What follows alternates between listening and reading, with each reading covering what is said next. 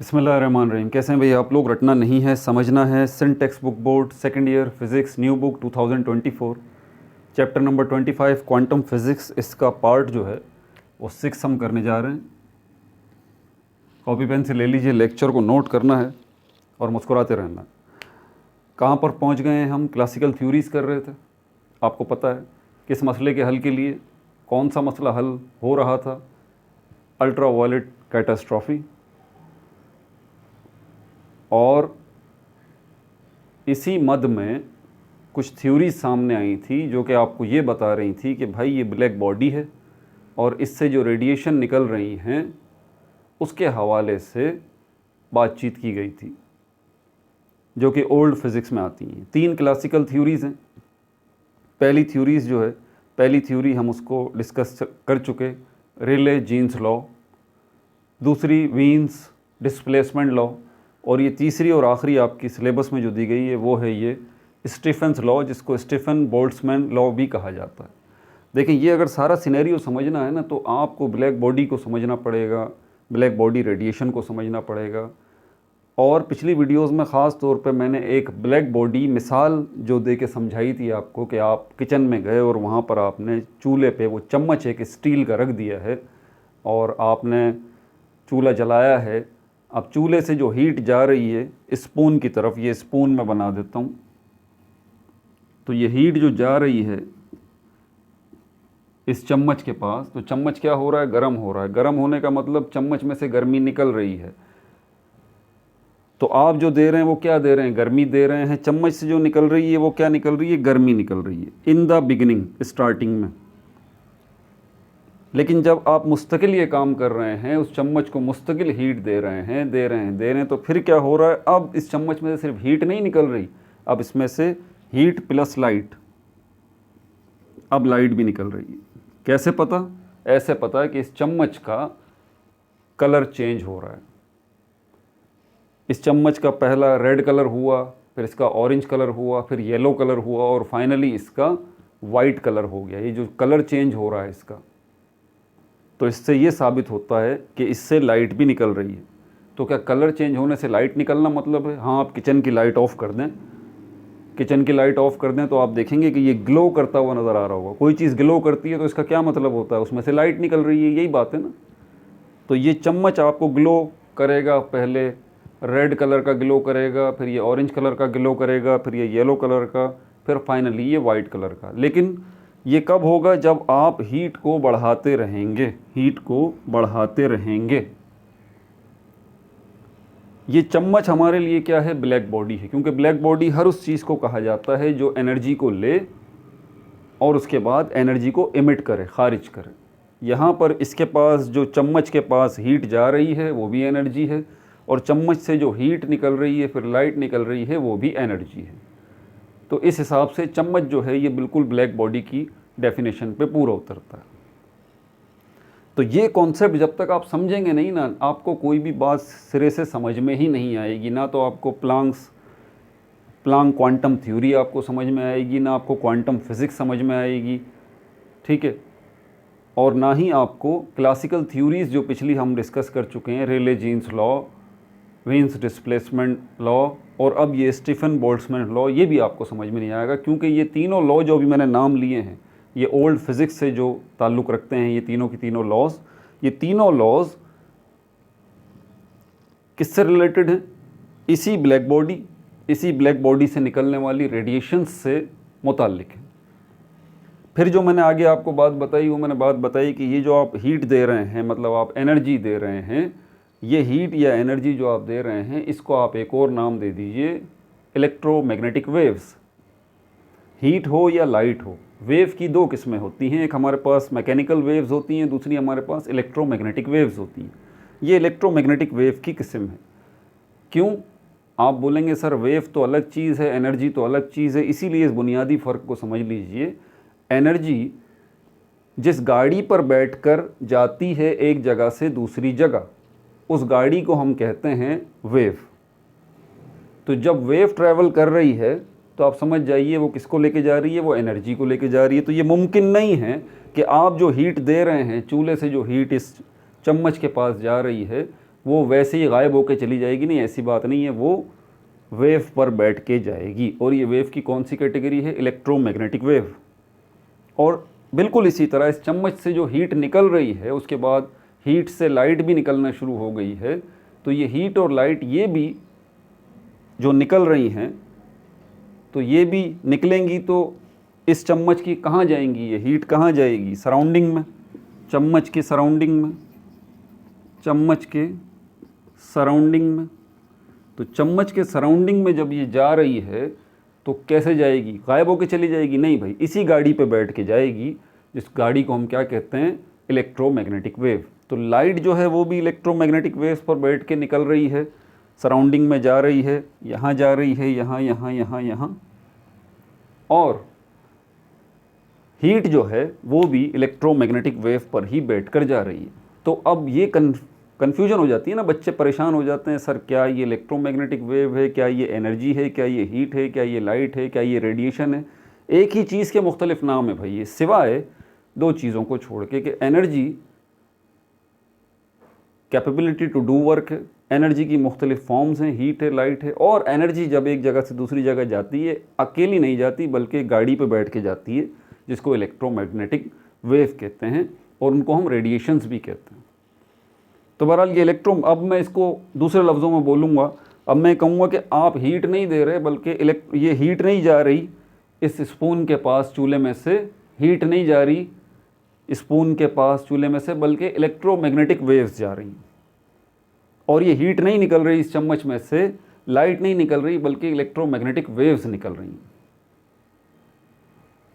ठीक है भाई, तो ये बुनियादी चीज़ है जिसको आपने जहन में रखना है। अब यहाँ पर स्टीफेंस लॉ, जिसको स्टीफन बोल्ट्जमैन लॉ भी कहा जाता है, ये क्या बात कर रहा है? इसकी तरफ आने से पहले फिर एक छोटी सी बात समझ लें कि यार अगर हीट दे रहे हैं तो क्या इसका टेम्परेचर बढ़ेगा? नहीं, टेम्परेचर बढ़ेगा ना, कॉमन सेंस की बात है। आप इसको हीट देंगे तो इसका टेम्परेचर बढ़ेगा। कितना बढ़ेगा? अब इसको हम कहते हैं प्रोपोर्शन, तनासुब उर्दू में जिसको कहते हैं। वैल्यू यहाँ पर मिसाल के तौर पर आप हीट जो है वो 1 जूल दे रहे हैं, तो टेम्परेचर जो है क्या 1 डिग्री राइज हो रहा है? बात को समझिएगा। आप जो हीट दे रहे हैं वो 1 जूल दे रहे हैं, तो क्या इससे टेम्परेचर जो राइज हो रहा है 1 डिग्री राइज हो रहा है, 1 केल्विन राइज हो रहा है, 1 फ़ारेनहाइट राइज हो रहा है, बढ़ रहा है? ऐसा भी तो हो सकता है ना कि आप 1 जूल दे रहे हैं, इससे ब्लैक बॉडी का जो टेम्परेचर बढ़ रहा है वो 2 जो है वो डिग्री सेंटीग्रेड बढ़ रहा है, 2 फ़ारेनहाइट बढ़ रहा है, या 2 केल्विन बढ़ रहा है। या ऐसा भी तो हो सकता है ना कि आप 1 जूल एनर्जी दे रहे हैं, तो उससे टेम्परेचर जो बढ़ रहा है वो 3 डिग्री सेंटीग्रेड बढ़ रहा है, 3 डिग्री केल्विन बढ़ रहा है, 3 डिग्री फ़ारेनहाइट बढ़ रहा है। तो ये तनासुब है। हम ये बात कह सकते हैं कि यार हीट देने से टेम्परेचर बढ़ रहा है, लेकिन प्रोपोर्शन क्या है? क्या 1 और 1 का है? क्या 1 और 2 का है? क्या 1 और 3 का है? या 1 और 4 का है? या 1 और 5 का है? इस चीज़ को भी आपको समझना ज़रूरी है। आप सिर्फ ये नहीं कह सकते कि भाई हम हीट दे रहे हैं तो टेम्परेचर बढ़ रहा है। अगला आपसे पूछ सकता है कि भाई कितनी हीट पर कितना टेम्परेचर बढ़ रहा है? इसी जुमले को दोबारा रिपीट कर रहा हूँ, कितनी हीट पर कितना टेम्परेचर बढ़ रहा है? क्या 1-1 का हिसाब किताब है? क्या 1-2 का हिसाब है? क्या 1-3 का हिसाब है? क्या 1-4 का हिसाब है?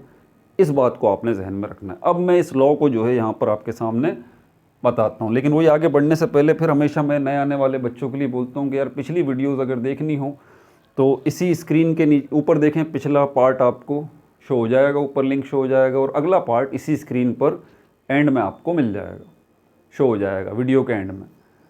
और पिछली सारी वीडियोस देखनी है तो भाई प्लेलिस्ट में चले जाइए। प्लेलिस्ट में जाने का तरीका बता देता हूँ, बच्चों को पता नहीं होता। कैसे जाएंगे? इसी स्क्रीन के नीचे देखें, लोगो नज़र आ रहा है, रटना नहीं समझना, उस पर क्लिक करें, पेज खुल जाएगा, वहाँ देखें बहुत सारी आपको प्लेलिस्ट नज़र आएंगी। 12 फिज़िक्स की प्लेलिस्ट में चले जाइए, पिछली सारी वीडियोज़ वहाँ मौजूद हैं। चैप्टर नंबर 15, 16, 17, 18, 19, 20, 21, 22, 23, 24 और ये 25 अभी तक की क्वांटम फिज़िक्स। ठीक है, इसके अलावा एक प्लेलिस्ट आपको और नज़र आएगी, 12 केमिस्ट्री न्यू बुक, पूरी की पूरी बुक बना के मैं ऑलरेडी अपलोड कर चुका हूँ। पूरे के पूरे 13 चैप्टर्स सेकेंड ईयर केमिस्ट्री के बना के अपलोड कर चुका हूँ। तो उसकी भी प्लेलिस्ट 12 केमिस्ट्री की आपको नज़र आ रही होगी, उसमें देख लें आप। स्टोइकोमेट्री से लेके, सॉरी स्टोइकोमेट्री नहीं, चैप्टर नंबर 1 से लेके और चैप्टर नंबर 13 तक पूरे सेकेंड ईयर केमिस्ट्री कंप्लीट। इसके अलावा सेकेंड ईयर केमिस्ट्री में ग्रैंड टेस्ट भी है, प्रैक्टिस टेस्ट भी है। उसी प्लेलिस्ट के अंदर 12 केमिस्ट्री के अंदर एक ग्रैंड टेस्ट है, प्रैक्टिस टेस्ट है, जिसमें मैंने सारे ऑर्गेनिक नोमेनक्लेचर एक जगह इकट्ठे कर दिए हैं। उस टेस्ट को, उस वीडियो को देखें, वो 1.5-2 घंटे की वीडियो है, आपको मिल जाएगी प्लेलिस्ट के अंदर। ऑर्गेनिक नोमेनक्लेचर के टेस्ट को अटैम्प्ट करें, बार बार अटैम्प्ट करें। सारे organic nomenclature IUPAC system, common system के तहत एक जगह इकट्ठे हुए हैं और उसी वीडियो में सोल्यूशन भी मैंने बताए हैं। आप उस वीडियो को देखें और अटैम्प्ट करें उस टेस्ट को और अपने आप को चेक करें। प्रैक्टिस ही वाहिद हल है ऑर्गेनिक नोमेनक्लेचर का। इनऑर्गेनिक नोमेनक्लेचर के लिए अलग वीडियो है, उसी प्लेलिस्ट में आपको मिल जाएगी। इसके अलावा 11th केमिस्ट्री की भी प्लेलिस्ट है। 11th केमिस्ट्री न्यू बुक पूरे के पूरे 12 चैप्टर्स बना के मैं ऑलरेडी अपलोड कर चुका हूँ। पूरे के पूरे 12 chapter 11th chemistry, first year की केमिस्ट्री न्यू बुक जो है, उसकी भी देखें, प्लेलिस्ट आपको नज़र आ जाएगी। इसके अलावा पाकिस्तान स्टडी है क्लास मैट्रिक की, उसका चैप्टर नंबर 5 चल रहा है और भी आपको प्लेलिस्ट नज़र आएंगी। मैट्रिक की बायोलॉजी की भी है और केमिस्ट्री की भी है और भी है। MD कैट की भी प्लेलिस्ट आपको नज़र आ जाएगी, MD कैट E कैट की भी, वो भी देखें। उसमें MD कैट E कैट की वीडियोस मैंने बनाई हुई। बहरहाल अब यहाँ पर आ जाते हैं। तो ये सिनेरियो आपके जहन में है सारा का सारा। अब यहाँ पर इस लॉ को देख लेते हैं। क्लासिकल थ्योरीज़ में स्टीफन्स लॉ ये क्या कहता है, बोलता है total energy radiated per unit, total energy radiated, radiated का मतलब है खारिज होना। देखें, एक एनर्जी वो है जो कि आप इसको दे रहे हैं, एक एनर्जी वो है जो इस ब्लैक बॉडी से निकल रही है, हीट की शक्ल में और लाइट की शक्ल में। तो ये जो एनर्जी निकल रही है, इसी एनर्जी की बात वो कर रहा है, ये बात जहन में रखिएगा, ठीक है। तो ये बोल रहा है ये जो रेडिएट हो रही है एनर्जी, ये जो एनर्जी निकल रही है, ये जो एनर्जी खारिज हो रही है, हीट और लाइट की शक्ल में इसकी बात कर रहा है। Total energy radiated per unit surface area, पर का मतलब है यहाँ पर 1 यूनिट सरफेस एरिया। एरिया किसको कहते हैं आपको पता है, एरिया, इस बोर्ड को देखें आप, एरिया 2D होता है, 2 डायमेंशनल, यानी कि किसी भी चीज़ की लंबाई और चौड़ाई, अगर लेंथ और ब्रेड्थ की बात की जाए, लेंथ और ब्रेड्थ की बात की जाए तो ये एरिया कहलाता है। सरफेस किसको कहते हैं, सरफेस को उर्दू में सतह कहा जाता है और इसका मतलब होता है largely exposed portion of anything. किसी भी चीज़ का जो सबसे ज़्यादा एक्सपोज्ड या ज़ाहिर हिस्सा है उसको सरफेस कहा जाता है, उसको सतह कहा जाता है। जैसे कि मैं इस मार्कर की अगर सरफेस की बात करूँगा, ठीक है, सतह की बात करूँगा, तो आपके जहन में ये आएगा ये पोर्शन, क्योंकि ये मैक्सिमम एक्सपोज्ड है। आप इसकी बात नहीं करेंगे कि ये सरफेस है सरफेस ये भी, लेकिन ये इतनी नहीं है, ये आप मैक्सिमम एक्सपोज्ड, ठीक है। इसकी निब की बात नहीं करेंगे, आप इसकी बात करेंगे। तो सरफेस या सतह का मतलब ही होता है मैक्सिमम एक्सपोज्ड। अब यहाँ पर इस बोर्ड को देखें, तो इस बोर्ड की अगर मैं सरफेस की बात करूँगा तो यहाँ पर इसके ऊपर वाले पोर्शन की तरफ नहीं जाएंगे आप, ये साइड वाले की बात नहीं करेंगे। जब मैं इस बोर्ड की सरफेस की बात करूँगा तो डेफिनेटली आपके जहन में ये पोर्शन आएगा, क्योंकि ये मैक्सिमम एक्सपोज्ड, सबसे ज़्यादा जो जाहिर है, आपको अपनी आँखों से नज़र आ रहा है। समझ आ गई बात। अब यहाँ पर ये जो ब्लैक बॉडी है, इसके बाहर क्या मौजूद है, सराउंडिंग मैंने कहा था। ये सराउंडिंग क्या है, ये सराउंडिंग स्पेस है। ये सराउंडिंग क्या है, स्पेस। अब स्पेस किसको कहते हैं, 3 डायमेंशनल, 3D, जिसके अंदर हमारे पास स्पेस की अगर बात करें तो length multiply by breadth multiply by height, यानी कि इस ब्लैक बॉडी के बाहर जो सराउंडिंग है वो स्पेस है। मतलब इस ब्लैक बॉडी के बाहर जो स्पेस है, जो सराउंडिंग है, वो 3D है, 3 डायमेंशनल है। इस ब्लैक बॉडी के बाहर लेंथ भी है, इस ब्लैक बॉडी के बाहर हाइट भी है, इस ब्लैक बॉडी के बाहर ब्रेड्थ भी है। मतलब लेंथ भी है, हाइट भी है और ब्रेड्थ भी है। इसी को हम कहते हैं स्पेस। समझ में आ रही है बात आपको। और इसी को वॉल्यूम भी तो कहते हैं। हम किसी ऑब्जेक्ट के वॉल्यूम की अगर बात करें तो इसका मतलब मैं क्या बात कर रहा हूँ, इसकी लंबाई की बात कर रहा हूँ, इसकी चौड़ाई की बात कर रहा हूँ, इसकी ऊंचाई की बात कर रहा हूँ, इसको वॉल्यूम कहते हैं। ये टेक्निकल टर्म्स जो हैं ज़रा इसको आप समझ लीजिए। स्पेस में कहता हूँ कि अगर ये खाली जगह है तो इसका क्या मतलब है खाली जगह का। ये खाली जगह जो है, आप बोलेंगे सर स्पेस का मतलब तो खला होता है या खाली जगह होता है, बिल्कुल सही बात है, लेकिन इस खाली जगह की क्या लंबाई नहीं है, क्या चौड़ाई नहीं है, क्या ऊंचाई नहीं है ना। तो अगर मैं स्पेस की बात कर रहा हूँ तो इसका मतलब मैं लंबाई, चौड़ाई और ऊंचाई की ही बात कर रहा हूँ। बस फ़र्क यह है कि ये खाली है। अगर मैं इसकी बात कर रहा हूँ तो मैं इसके स्पेस की बात नहीं करूँगा, मैं इसके वॉल्यूम की बात करूँगा, लेकिन इनडायरेक्ट वे में अब भी मैं इसकी लंबाई, चौड़ाई और ऊंचाई की बात करूँगा। तो स्पेस या वॉल्यूम का कॉन्सेप्ट क्लियर है। तो यहाँ पर इस चम्मच के बाहर की तरफ जो है वो स्पेस मौजूद है, सराउंडिंग मौजूद है। इस चम्मच के बाहर जो है वो लंबाई में स्पेस मौजूद है, चौड़ाई में स्पेस मौजूद है और ऊंचाई में स्पेस मौजूद है। इस लंबाई, चौड़ाई, ऊंचाई में से सिर्फ आप लंबाई और चौड़ाई को ले लीजिए, सिर्फ लेंथ और ब्रेड्थ को ले लीजिए, ये बन जाएगा एरिया। ये बन जाएगा एरिया, ये बन जाएगा एरिया। तो क्या जिस तरह इस सराउंडिंग के अंदर, जिस तरह इस चम्मच के बाहर ये सराउंडिंग है, ये स्पेस है, या ये लंबाई, चौड़ाई, ऊंचाई है, या ये 3D है, तो क्या ये चम्मच जो है, क्या इसकी सरफेस नहीं होगी? सोचने की बात है ना। देखें, चम्मच को मैंने तो ऐसा बना दिया है फ़िलहाल आपकी सहूलत के लिए, स्पून को मैंने ऐसा बना दिया है। आप सपोज़ करें कि स्पून नहीं है, वो कोई आयरन का पीस है, इस तरह ब्लॉक की शक्ल में, ठीक है, जो आपने चूल्हे पर रखा हुआ है ना, वो ब्लॉक की शक्ल में। तो ये ब्लॉक की शक्ल में है। तो ये जो ब्लॉक की शक्ल में आपने चीज़ रखी हुई है, जो ब्लॉक रखा हुआ है आयरन का चूल्हे पे, तो जब इसको हीट मिल रही है तो इससे हीट निकल भी रही है। तो हीट जो इससे निकल रही है वो कहाँ से निकल रही है? क्या इस ब्लॉक की सरफेस नहीं है? देखें, है ना। इस ब्लॉक की जो सरफेस है, सरफेस या सतह क्या होती है? 2D होती है। ये बात याद रखिए, सरफेस या सतह जो होती है वो 2D होती है, 2 डायमेंशनल होती है। लंबाई ज़रब चौड़ाई होती है, लेंथ मल्टीप्लाई बाय ब्रेड्थ होती है। तो हीट जो निकल रही है इस ब्लॉक से, इसका मतलब हीट इसके सरफेस से निकल रही है। अब इस ब्लॉक की एक दीगर बात है कि इसकी सरफेसेस, क्योंकि ये ब्लॉक अब मैंने मान लिया है, तो इसकी सरफेसेस कितनी होंगी? अब इसकी सरफेसेस 6 हो जाएंगी। ऐसी बात है ना, ब्लॉक है ना, ऊपर वाली सरफेस, नीचे वाली सरफेस, सामने वाली, आपके सामने जो सरफेस आ रही है, मेरी तरफ सरफेस आ रही है, यहाँ सरफेस आ रही है, यहाँ सरफेस आ रही है।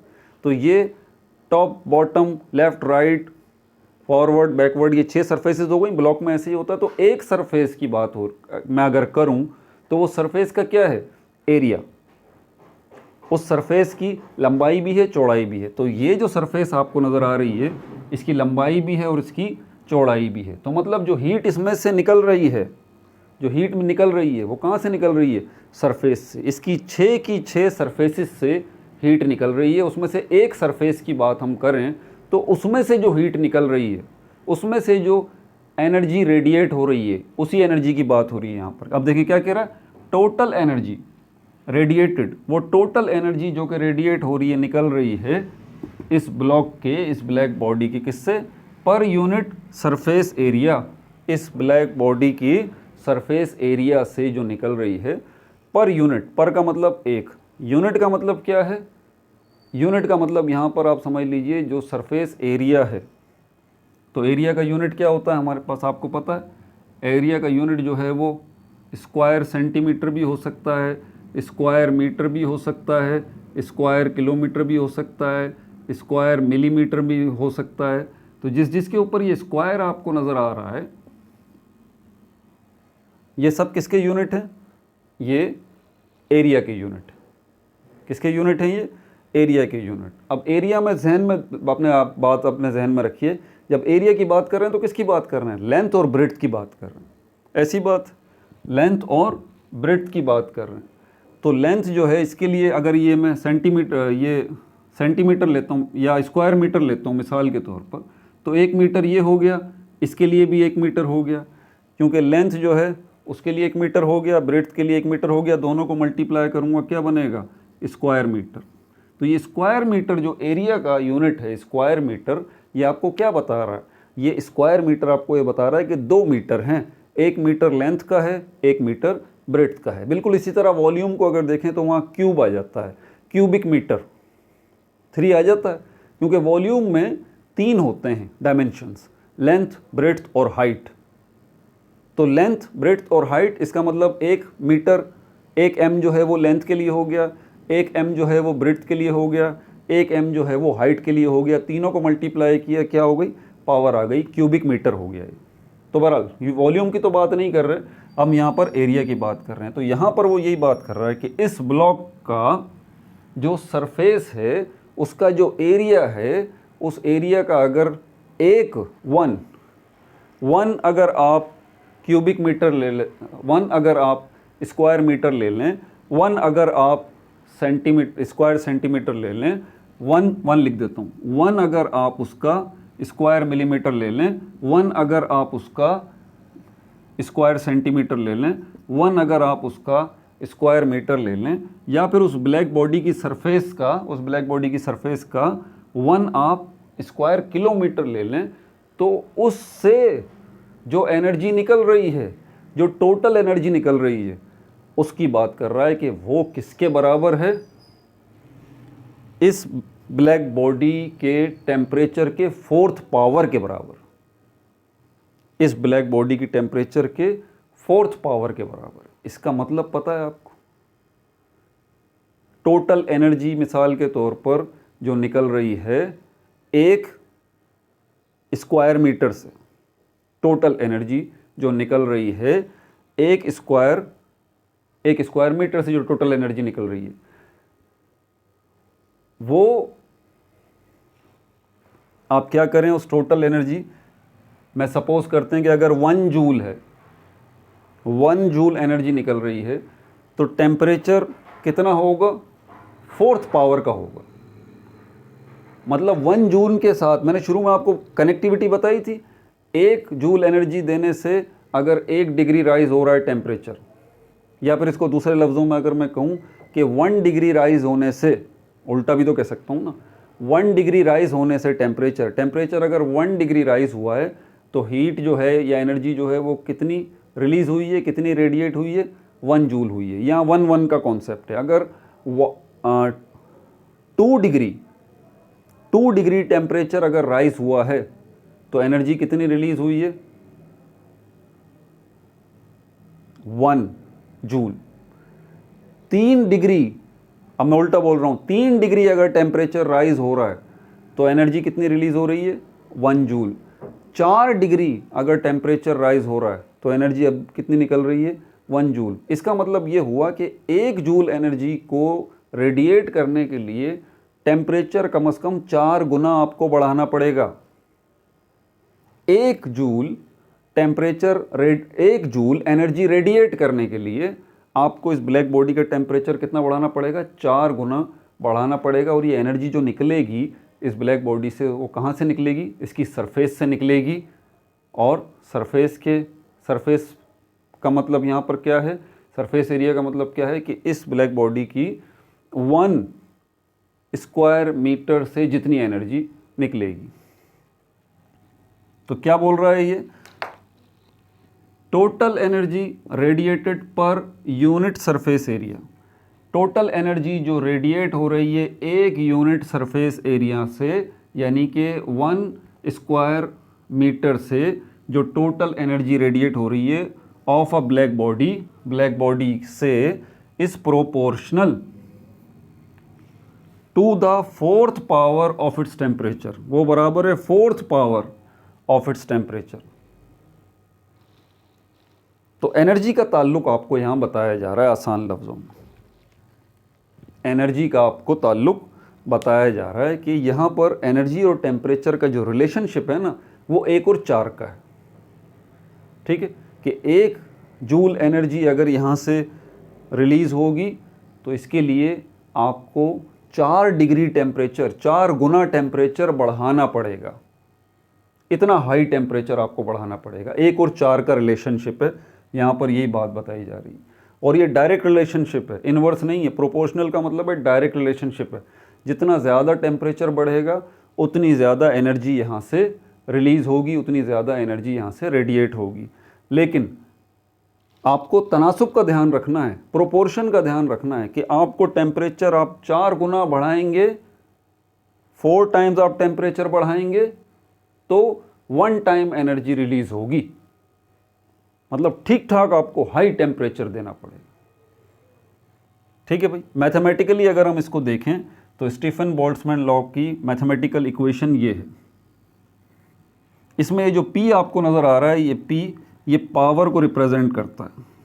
पावर, आपको पता है पावर जनरल टर्म है। पावर जो है वो मुख्तलिफ़ जगहों पर इस्तेमाल होती है। हमारे पास पावर इलेक्ट्रिसिटी में भी इस्तेमाल होती है, आपको पता है, और पावर का यूनिट वाट होता है। कहते हैं ना भैया पावर चला गया, पावर आ गया, मतलब बिजली चली गई, बिजली आ गई, या पावर आज बहुत ज़्यादा आ रहा है, पावर कम आ रहा है। तो ये बिजली की सेंस में भी, इलेक्ट्रिसिटी के सेंस में भी पावर का इस्तेमाल किया जाता है। और ये मेरा बताने का मकसद इसीलिए क्योंकि इसका यूनिट जो है वो यहाँ पर पावर से रिलेटेड वाट है। W जो आपको नज़र आ रहा है, वाट, और उसके बाद यहाँ पर जो ये ब्रैकेट है ये पर है, वाट पर ब्रैकेट है, square metre to the 4th power of temperature, K kelvin को रिप्रेजेंट कर रहा है। अब यहाँ पर इसको मैं डिकोड कर देता हूँ। तो ये इक्वेशन है आपकी स्टीफन बोल्ट्जमैन लॉ की इक्वेशन। P पावर को रिप्रेजेंट कर रहा है। ये जो आपको सिंबल नज़र आ रहा है ये सिग्मा कहलाता है, ग्रीक लेटर सिग्मा। ठीक है भाई, ग्रीक लेटर सिग्मा। A जो है वो एरिया को यहाँ रिप्रेजेंट कर रहा है, T जो है वो टेम्परेचर, और इसके ऊपर ये देखें 4th पावर लगी हुई है। तो A का मतलब क्या है, where A surface area, T जो है टेम्परेचर, सिग्मा इसको सिग्मा कहते हैं, लोअर केस सिग्मा। जिस तरह अंग्रेज़ी ज़बान में बड़ी ABCD छोटी ABCD होती है ना, कैपिटल लेटर स्मॉल लेटर, इसी तरह यहाँ पर ये जो है हमारे पास ये यूनानी ज़बान ग्रीक लैंग्वेज की ABCD जो है उसमें ये सिग्मा एक लेटर है और ये इसका लोअर केस है। अपर केस जो है इसका इस तरह का होता है, ये अपर केस सिग्मा है, ये लोअर केस सिग्मा है। बहरहाल तो ये यूनानी ज़बान का ग्रीक लैंग्वेज का जो लेटर है सिग्मा, ये यहाँ पर किस चीज़ को रिप्रेजेंट कर रहा है, ये कांस्टेंट को रिप्रेजेंट कर रहा है। इसको हम कहते हैं स्टीफन बोल्ट्जमैन कांस्टेंट। इसकी वैल्यू जो है 5.67 × 10⁻⁻8 वाट पर square metre to the 4th power of temperature. K का मतलब यहाँ केल्विन है, यह मैंने लिखा हुआ भी है, वाट पर square metre to the 4th power of temperature. मतलब अगर आपको 1 जूल एनर्जी यहाँ से रेडिएट करनी है तो आपको टेम्परेचर 4 गुना बढ़ाना पड़ेगा। ठीक है, तो ये हमारे पास स्टीफन बोल्ट्जमैन लॉ भी हो गया। मानता हूँ कि ये कॉन्सेप्ट्स इतने आसान नहीं हैं, ठीक है, समझ में भी आ जाएं तो जहन में रुकते नहीं हैं। बहरहाल ये है कि कोशिश तो मैंने की है आपको समझाने की। अगला जो हमारे पास पार्ट 7 आएगा वो आएगा particle nature of electromagnetic radiation. इस पे बात करेंगे अगली वीडियो के अंदर। ठीक है भाई, अपना बहुत ज़्यादा ख्याल रखिएगा। No like no subscribe, only share.